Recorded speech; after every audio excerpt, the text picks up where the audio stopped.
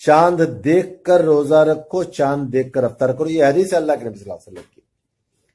اس حدیث کے اندر لفظ را ہے جس کا معنی دیکھنا ہوتا ہے. اس جملے کی وجہ سے اختلاف ہے، اس کو سمجھنے کی وجہ سے اختلاف ہے.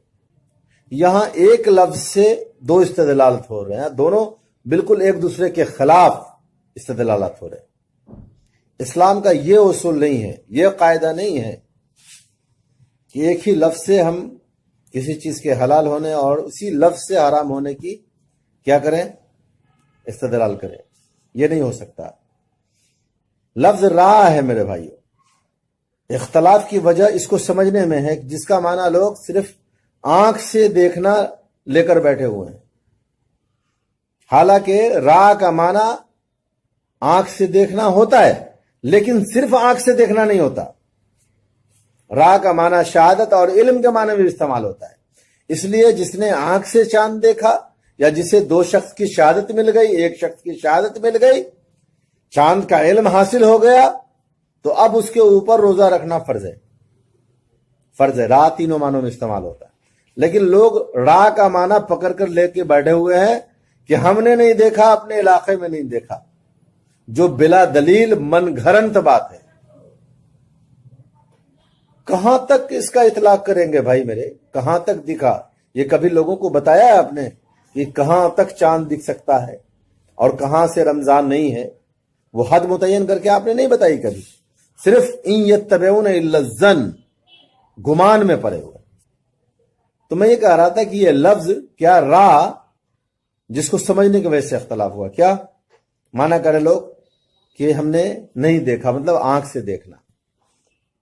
اب دیکھیے کہ کوئی آپ سے سوال کرے اور یہ استدلال پکڑ کے بیٹھ جائے جس طرح سومو لیڑو یہ ہی، یعنی تم سب روزہ رکھو، اسے دیکھ کر یہاں پر لفظ را سے آپ استدلال پکڑ کے بیٹھے ہوئے ہیں کہ ہم نے نہیں دیکھا تو ہمارا روزہ شروع نہیں ہوا.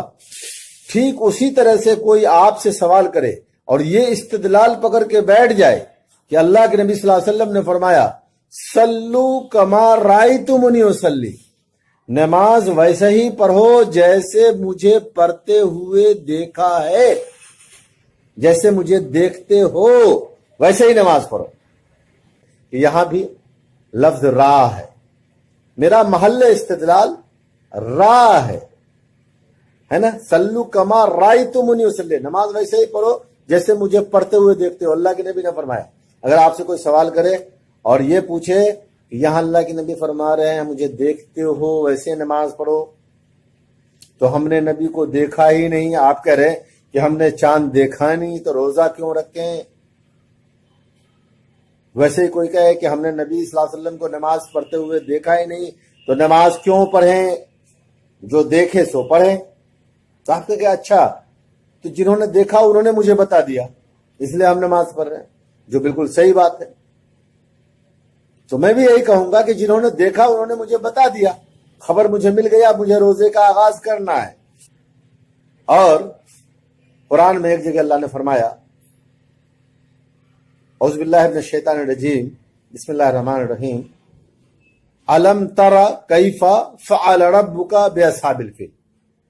اے محمد صلی اللہ علیہ وسلم، اللہ فرماتا ہے کہ اے محمد صلی اللہ علیہ وسلم آپ نے نہیں دیکھا کہ اللہ تعالی نے ہاتھی والوں کے ساتھ کیا معاملہ کیا؟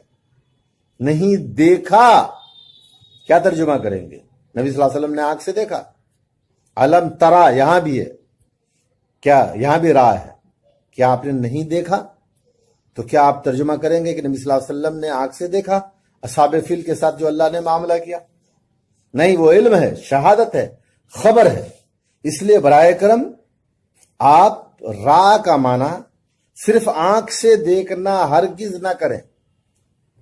را شہادت علم کے معنی میں بھی استعمال ہوتا ہے.